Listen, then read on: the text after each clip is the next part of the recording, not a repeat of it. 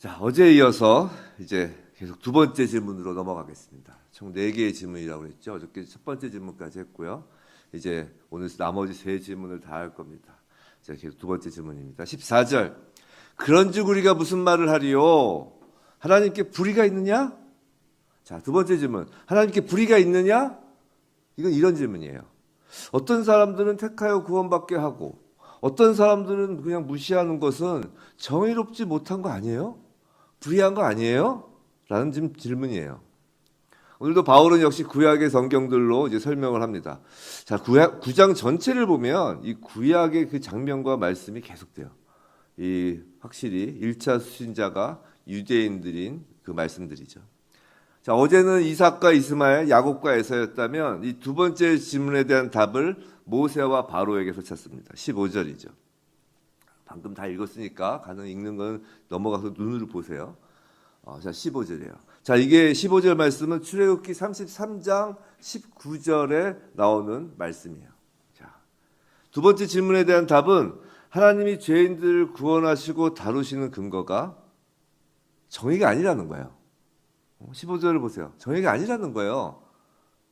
하나님의 죄인들을 구원하시고 다루시는 근거는 정의가 아니라 긍휼이라는 거예요.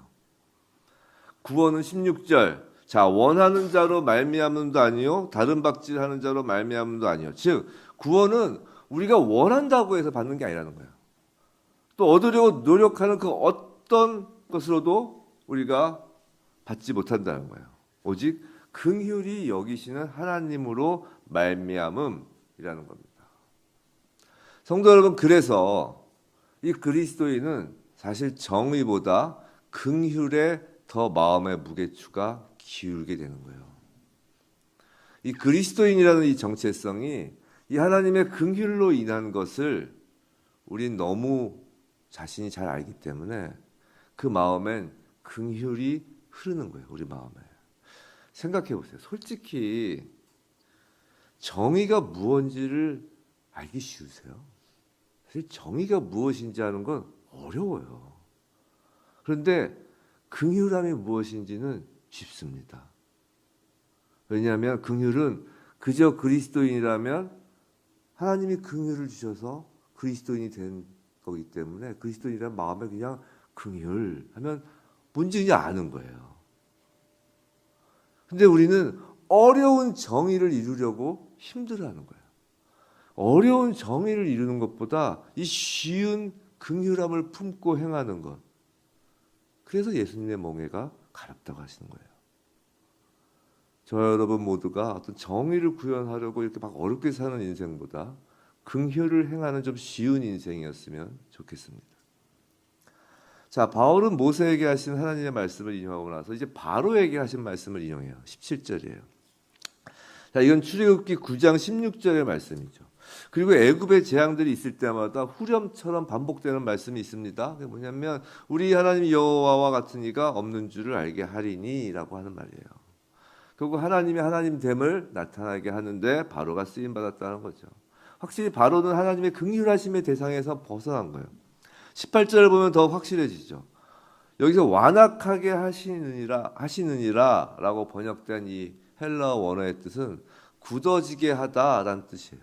즉 하나님이 내버려 두셔서 죄의 품성이 굳어지는 걸 의미합니다. 이미 우리는 로마서 1장에서 하나님의 내버려 두심이 모든 불경건 불의한 자들에 대한 형벌임을 배웠죠. 근데 생각해 보세요. 인류는 모두가 죄인이었어요. 모두가 죄인이에요. 근데 그중 어떤 사람들을 불쌍히 여기셨다고 그것이 불의가 될 수는 없는 거예요. 어떤 사람은 구원을 받고 어떤 사람은 구원받지 못한다는 사실이 놀라운 것이 아니라 그냥 어떤 사람이 구원을 받는다는 것이 놀라운 거예요. 그 말 차이 이해되세요? 모두가 죄인이에요. 모두가 의인은 하나도 없다. 다 불의하고 불경건했어요. 한 사람들이에요. 근데 그 중에 누구는 구원을 받고 누구는 어떤 구원 받지 못하는 사실이 놀라운 게 아니라 그냥 구원 받는 것 자체가 놀라운 사실이라고요. 하나님의 긍휼하심을 지금 이 두 번째 질문이 정의로 질문한 것은 질문 자체가 잘못된 거라고요. 이런 걸 세상 사람들 이해 못해요. 못하니까 정말 하나님을 대적하죠. 정말 믿음은 은혜로 받는 겁니다. 자, 세 번째 질문이에요. 19절이에요. 혹 내가 내게 말하기를 그러면 하나님이 어찌하여 허물하시느냐? 누가 그 뜻을 대적하느냐? 좀 번역이 오히려 어려운 것 같아요. 그냥 읽으면 어려워요. 그래서 번역을 좀 어렵게 해서 이런 말입니다. 자, 모든 것이 하나님의 주권으로, 자, 누구는 긍휼히 여기시고 누구는 완악하게 놔두셨다면, 그럼 결국 책임은 하나님께 있는 것인데 어찌 하나님은 완악한 자들을 비난하시나요? 라는 질문이에요. 허물하시느냐? 이건 하나님은 어떻게 왜 완악한 자들을 비난하시나요? 이런 질문이죠. 그런 하나님의 그 독단적 계획에 누가 대항할 수가 있단 말입니까? 라고 질문하는 거죠. 즉, 자, 바로와 같이 하나님께 대적하잖아요. 바로와 같이 하나님께 대적하는 것도 다 하나님 계획이니 실제로는 대적한 것이 아니잖아요. 라는 말이에요. 아주 매우 거친 항의를 하는 겁니다. 근데 이 질문들은 우리 예수 안 믿는 사람들 이런 질문 많이 하잖아요. 우리가 이렇게 복음에 전하려고 그러면. 이런 질문들은 그 바탕에 하나님에 대한 개념이 왜곡되었기 때문에 하는 그런 질문항이라는 거예요. 바울은 하나님이 누구신지에 대한 대답으로부터 시작해서 풀어가기 시작하는 거예요. 그게 20절, 21절이에요. 유명한 말씀이죠. 토기장의 비유. 자, 하나님께 반문하는 자, 자, 말대꾸하는 자, 20절 보세요. 하나님을 비난하려는 자들 한 단어로 제압하고 있어요. 무슨 단어죠? 감히 라고 하는 거예요. 감히 하나님은 창조주이시고 우리는 피조물임을 말하는 거죠. 토기장의 비유가 그런 겁니다. 자, 20절, 21절은 사실 이해하기가 어렵지가 않아요. 감히라는 단어가 중요해요. 이 단어로 하나님이 창조주이심을 표현하는 거예요. 그런데 성도 여러분, 그래서 성숙한 그리스도인들이 삼가해야 하는 단어가 바로 감히입니다. 이 단어를 입에 올리면 이 감히의 상대방에게 자신이 하나님과 같이 어떤 반박도 허용치 않는 사람임을 선포하는 거예요. 직장 내에서 상사가 감히라는 말을 부하 직원에게 하는 순간 자신은 하나님의 위치에 부하를 자신의 마치 피조물의 위치에 놓는 것과 같다고요. 가정의 부모 자녀 관계에서도 마찬가지입니다. 이 감히라는 단어를 사람이 사용하는 것을 하나님은 싫어하세요. 솔직히 하나님도 감히로 사람을 다루시지 않으셨어요.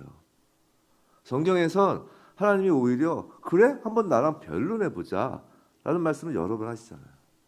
하나님은 늘 자신만만하세요. 또한 창조주 하나님 앞에서의 감히는 사람을 사랑으로 창조하신 분에 대한 감히입니다. 제가 어찌 감히 하나님 앞에 사랑으로 저희를 창조하신 분 앞에. 근데 사람 앞에서의 감히는 결국 돈, 권력, 지위, 물리적 힘 등에 대한 감히예요. 이해가 되세요? 그래서 그리스도인들은 사람을 향해 감히 네가, 감히 너 따위가 라는 말을 하지 않아야 하는 거예요. 이거 되게 중요해요.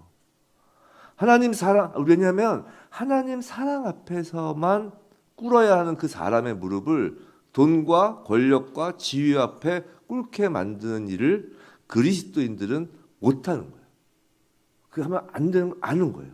그게 스스로가 우상이 되는 걸 아는 거거든요.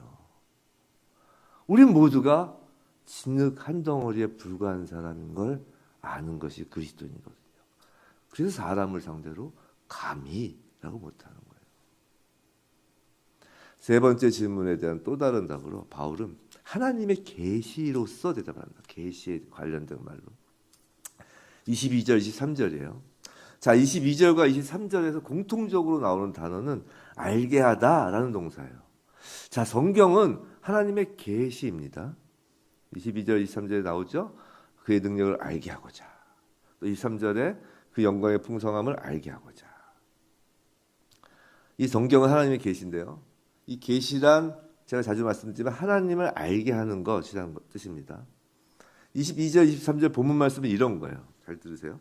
하나님은 하나님의 진노를 보이시고 22절이죠. 하나님의 진노를 보이시고 능력, 즉 멸하시는 심판의 능력을 계시하세요. 진노의 그릇을 통해서 말이죠.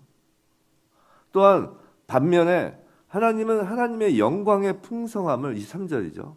영광의 풍성함을 계시하십니다. 영광 받기로 예비된 긍휼의 그릇을 통해서 말이죠.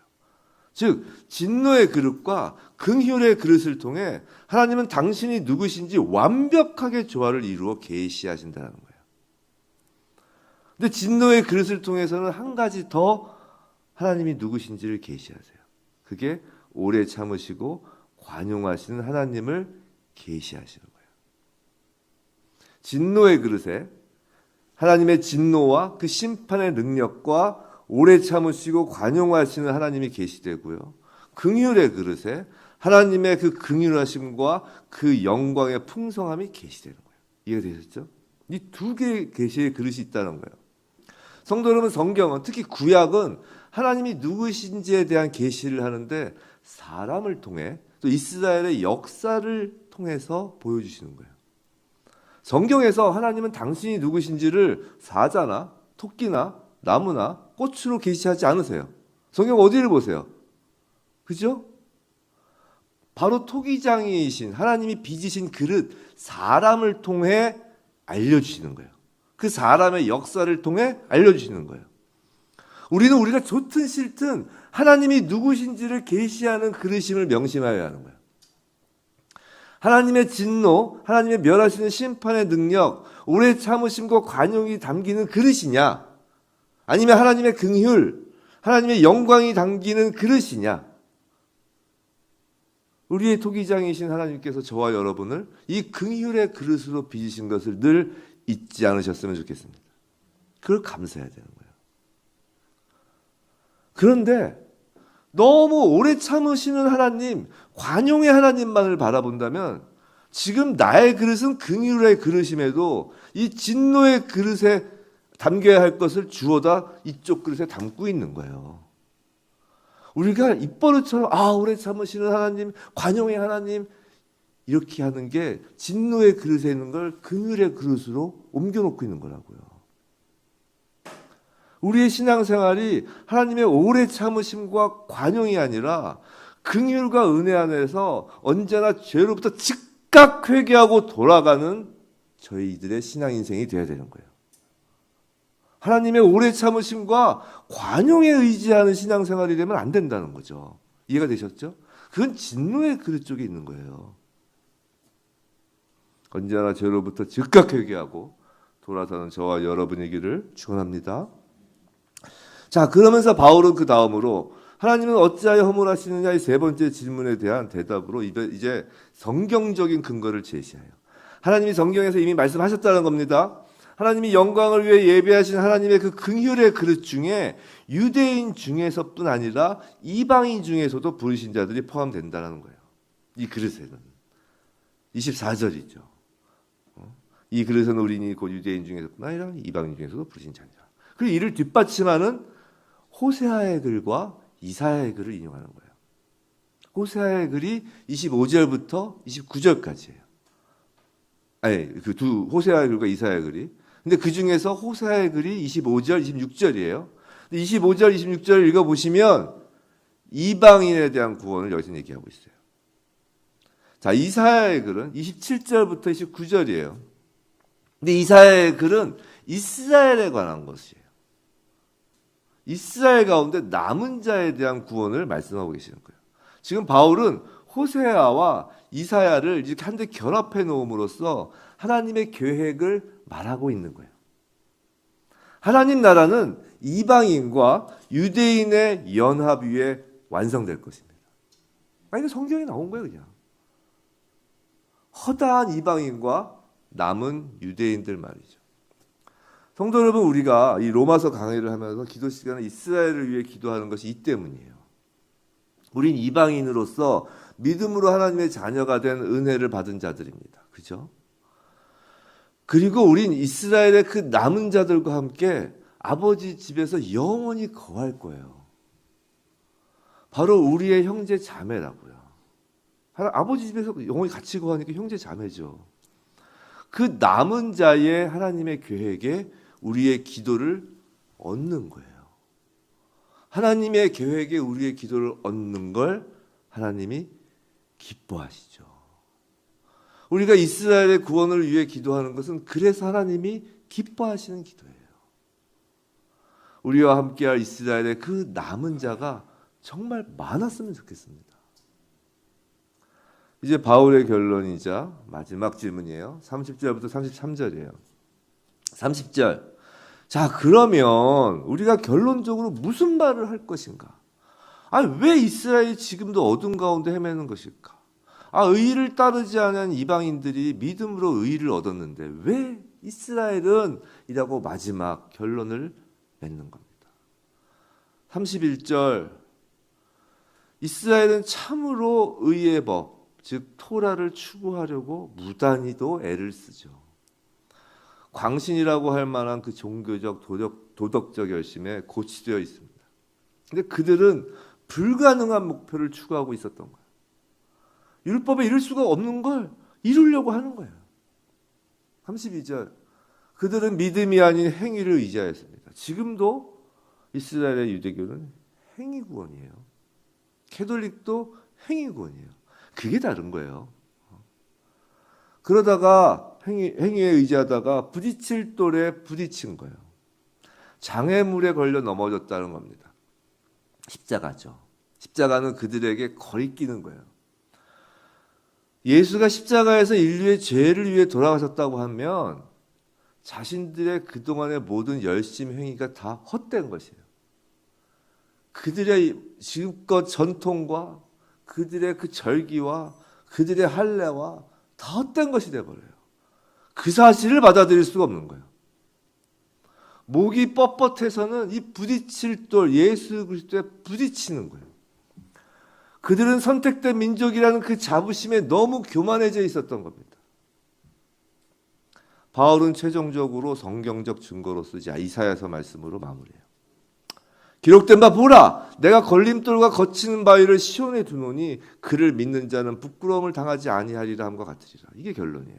시온 예루살렘에서 걸림돌과 거치는 바위 예수 그리스도가 십자가에서 죽으셨습니다. 그를 믿는 자는 부끄러움을 당하지 아니하는 거예요.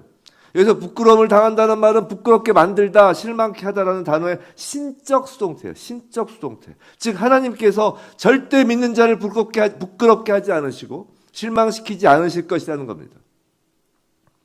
성도 여러분, 그 장에서 왜 이스라엘은 이란 제목으로 이스라엘의 불신에 대한 하나님의 계획을 보았습니다. 하나님의 택하심에 따른 뜻으로 시작하여 이스라엘의 남은 자까지 보았죠.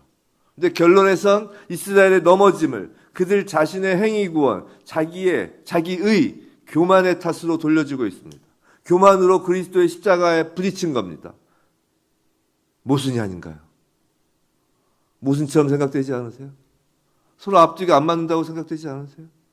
하나님의 선택과 회개와 순종이라는 것이 그 행위가 서로 모순되어 보이지 않으시나요? 근데 이건 모순이 아니에요. 이것을 우린 신앙의 균형이라고 하는 거예요. 바울은 그 균형 잡힌 하나님의 경륜을 지금 말하고 있는 거예요. 선택받았다고 막 살아도 되나요? 아닙니다. 그럼 착하고 율법을 열심히 지키는 행위로 구원받나요? 아닙니다. 절묘하게 구원의 은혜, 선택의 은혜, 그로 인한 믿음, 그리고 겸손과 순종, 즉 행위를 마치 시계의 톱니바퀴처럼 연결하고 있는 거예요. 마치 방향이 반대로 도는 것 같지만 서로 맞물려서 함께 돌 때 시계 바늘이 움직이는 것과 같습니다. 물론 시작은 선택이고 은혜고 믿음의 톱니바퀴가 크죠. 그게 먼저 돌죠. 서로 맞물려서 함께 도는 거예요. 그때 시계 바늘이 움직이는 거예요. 톱니바퀴 하나라도 없으면 시계 바늘이 안 움직이죠. 겉으로는 반대되는 것처럼 보이는 진리들이 서로 완전히 조화를 이루면서 우리를 영화롭게 하는 예수 재림의 때를 향한 하나님 나라의 그 시계가 오늘도 내일도 움직이는 거예요. 이게 하나님 나라의 하나님의 경륜이에요. 부디 저와 여러분 모두 이 하나님의 주권적 선택이란 은혜를 받은 자로서 늘 겸손히 회개하고 하나님 말씀 앞에 순종하는, 그러므로 하나님 나라의 그 시계바늘에 저희의 인생이란 시간이 맞춰지는 복된 인생 되길 주님의 이름으로 축원합니다.